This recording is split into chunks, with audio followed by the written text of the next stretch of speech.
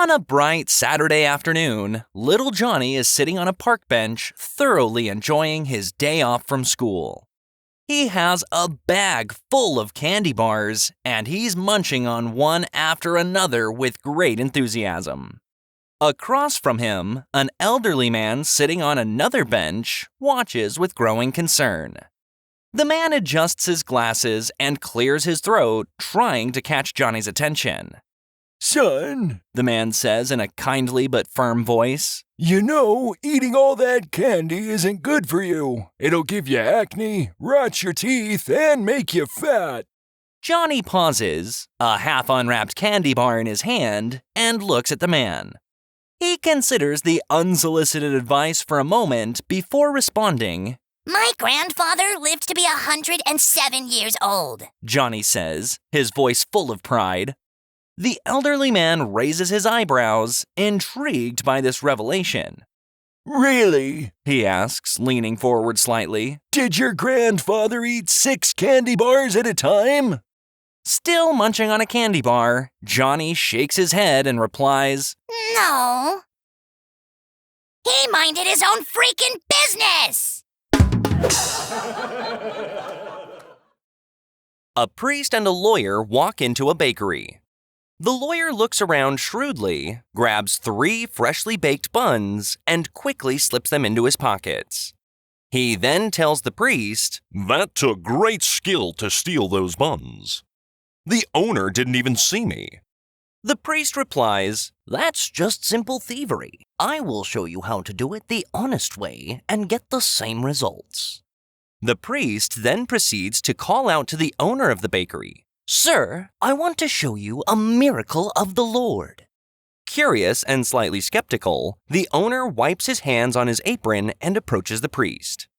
"A miracle, you say? All right, I'm listening," he replies. The priest asks for a bun, which the owner hands over without hesitation. The priest then steps outside and gives the bun to a homeless man sitting by the door, who accepts it gratefully. Returning inside, the priest asks for another bun, repeating the process, and then does so a 3rd time. Each time, the owner obliges, albeit with growing curiosity. Finally, after the 3rd bun has been given away, the owner, puzzled but patient, asks, "All right, Father, I've seen you give away 3 of my buns. Now, where's the miracle you promised?" The priest replies, "Look in the lawyer's pockets." An elderly woman is sitting on her front porch in a quiet neighborhood, enjoying the afternoon sun. She sips on a glass of lemonade, relishing the tranquility. Suddenly, she notices a young man approaching her gate, holding a pad and pencil. He has a friendly but determined look on his face, as if he's on an important mission. Curious, the woman adjusts her glasses and calls out, "What are you selling?" The young man stops at the bottom of her porch steps and shakes his head with a polite smile. "I'm not selling anything, ma'am," he replies. "I'm the census taker. Every 10 years, we go around to find out how many people there are in the United States." The woman raises an eyebrow, clearly intrigued, but slightly puzzled. She leans back in her rocking chair, considering his words. "Well," she finally responds, her voice tinged with a mix of amusement and bewilderment. "you're wasting your time coming here. 'Cause I have no idea." John and his wife Susan are winding down for the evening, getting ready for bed. Susan stands in front of a full-length mirror, scrutinizing her reflection with a critical eye. She furrows her brow, takes a deep breath, and finally speaks. "You know, love," she begins, her voice tinged with melancholy, "I look in this mirror and see an old woman staring back at me. My face is all wrinkled, and my once perky breasts now barely stay above my waist. My bum is hanging out a mile. And just look at my legs. They're fat, and my arms are so flabby." John, already nestled under the covers with a book in his hands, looks up and watches her with a mixture of concern and tenderness. He sees her turning towards him, her eyes seeking reassurance. Tell me something positive to make me feel better about myself, she pleads, her voice almost breaking. He sets his book down, his mind racing for the right words to comfort her. He thinks long and hard, wanting to say something that will truly lift her spirits. After what feels like an eternity, he speaks up in a soft, gentle voice. "Well," he finally replies, "there's nothing wrong with your eyesight." A young blonde woman brimming with excitement and determination is recently hired at a bustling office downtown. It's her first day on the job, and she's eager to make a great impression. Her first task, a seemingly simple one, is to go out for coffee for the team. Wanting to ensure she gets the right order, she grabs the largest thermos she can find in the office kitchen and heads out to a nearby coffee shop with a spring in her step. As she enters the coffee shop, she approaches the counter, her large thermos clutched tightly in her hands. A friendly barista spots her and comes over with a welcoming smile. Hi there, what can I get for you today? The barista asks cheerfully. The blonde holds up the thermos, her brow slightly furrowed with concern. Is this big enough to hold 6 cups of coffee? She asks earnestly. The barista, a bit taken aback, examines the thermos carefully, tilting his head to gauge its capacity. He hesitates for a few seconds, then finally nods. Yeah, it looks like about 6 cups to me, he replies with a reassuring smile. A wave of relief washes over the blonde. Oh, good! She exclaims, her face lighting up. I'd like 2 lattes, 2 black coffees, and 2 decafs, please. A little old lady went to the grocery store and put the most expensive cat food in her basket. Then she went to the checkout counter where she told the girl, Nothing but the best for my little kitten. The girl at the register said, I'm sorry, but we cannot sell you cat food without proof that you have a cat. A lot of old people buy cat food to eat, and the management wants proof that you're buying the cat food for your cat. So the little old lady went home, picked up her cat, and went back to the store. They sold her the cat food. The next day, the little old lady went to the store and bought 12 of the most expensive dog cookies.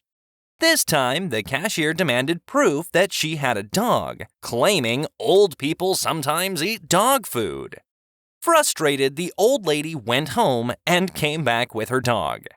She was then given the dog cookies. The next day, the old lady brought in a box with a hole in the lid. She then asked the cashier to stick her finger in the hole.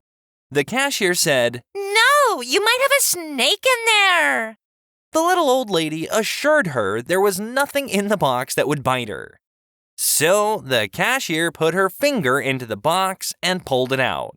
The cashier then told the little old lady, That smells like... The little old lady grinned from ear to ear and said, Now, my dear, may I please buy 3 rolls of toilet paper? 4 friends are out golfing. As they wait at the first tee, one heads to the clubhouse to pay. The remaining 3 start chatting, and one of them proudly says, I'm so proud of my son. He's a stockbroker, and he's doing so well that he just gave away a huge investment portfolio. The second guy chimes in, Well, I'm really proud of my son, too. He's a car dealer, and business is so good that he just gave away a Ferrari. The third friend adds, That's impressive, but my son is doing amazing as well. He's made enough money to give away a $1 million home. Just as he finishes, the fourth friend returns from the clubhouse and asks, What are you guys talking about? We're just talking about how successful our sons are, one of them replies. Well, my son is doing very well, Says the fourth man. He's a successful politician. In fact, just last week, he received a huge portfolio, a Ferrari, and a $1 million home. An Irishman named Murphy went to his doctor after a long illness. The doctor, after a lengthy examination, sighed and looked Murphy in the eye and said, I've got some bad news for you. You have cancer, and it can't be cured. I'd give you 2 weeks to a month. Murphy, shocked and saddened by the news, but of solid character, managed to compose himself and walk from the doctor's office into the waiting room. There, he saw his son who had been waiting. Murphy said, Son, we Irish celebrate when things are good and celebrate when things don't go so well. In this case, things aren't so well. I have cancer and I've been given a short time to live. Let's head for the pub and have a few pints. After 3 or 4 pints, the two were feeling a little less somber. There were some laughs and more beers. They were eventually approached by some of Murphy's old friends who asked what the two were celebrating. Murphy told them that the Irish celebrate the good and the bad. He went on to tell them that they were drinking to his impending end. He told his friends, I've only got a few weeks to live as I've been diagnosed with AIDS. The friends gave Murphy their condolences and they had a couple more beers. After his friends left, Murphy's son leaned over and whispered, Dad, I thought you said that you were dying from cancer. You just told your friends that you were dying from AIDS. Murphy said, I am dying from cancer, son, but after I'm gone, I don't want any of them sleeping with your mother. One day, a young boy notices a beautiful girl across the street. He walks over to her and strikes up a conversation. After they hit it off, he runs home and excitedly tells his dad the news. Dad, I just got to know this amazing girl across the street. She lives really close by and her name is Emma. I really like her. The father winces and looks at him. Son, I'm sorry to tell you this, but Emma is actually your sister. I had a fling with the neighbor before I began to date your mother. Dejected, the boy leaves the room and cuts off all communication with the girl. A month goes by and the boy meets another girl named Sophie. They flirt with each other, find out she lives down the street, then the boy goes back home to tell his father. The father winces again. Sorry, son, but Sophie is actually your sister as well. In the middle of his explanation, the boy storms out of the room and leaves the house to take a breather, while cutting off all communication with Sophie. 3 months later, the boy meets the most beautiful girl he's ever seen.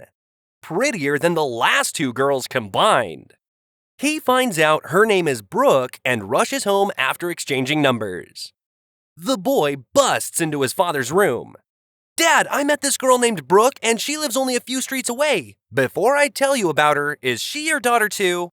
A moment goes by and the boy begins to hope that this girl is finally the one. The father just winces. The boy leaves the room and goes to sit in the living room to cool down. After a few hours, his mother sits down next to him and asks, Honey, what's wrong? You've been very sad lately. In tears, the boy turns to his mother. I'm upset because over the last few months, I've met 3 amazing girls. And every single time, Dad's told me that they're actually my sisters. The mother looks bewildered and begins to laugh. Mom, why are you laughing? Asks the boy. Oh, honey, Replies his mother. don't worry about a thing. You can go ahead and date any of those girls. The boy makes a face of disgust and disbelief. Why would I want to date any of my father's daughters? The mother smiles and says, Because, honey, he isn't actually your father.